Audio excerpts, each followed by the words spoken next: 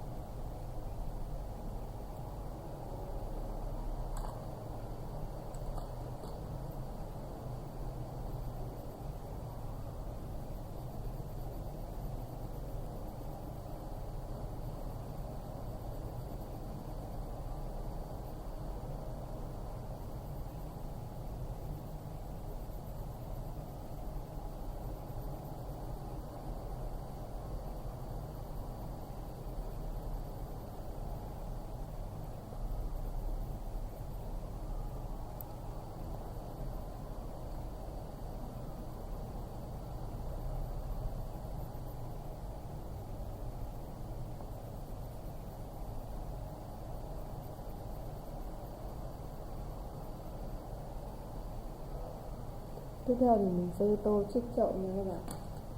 Chiếc chậu ở cây xương rồng này thì mình sẽ tô màu đỏ.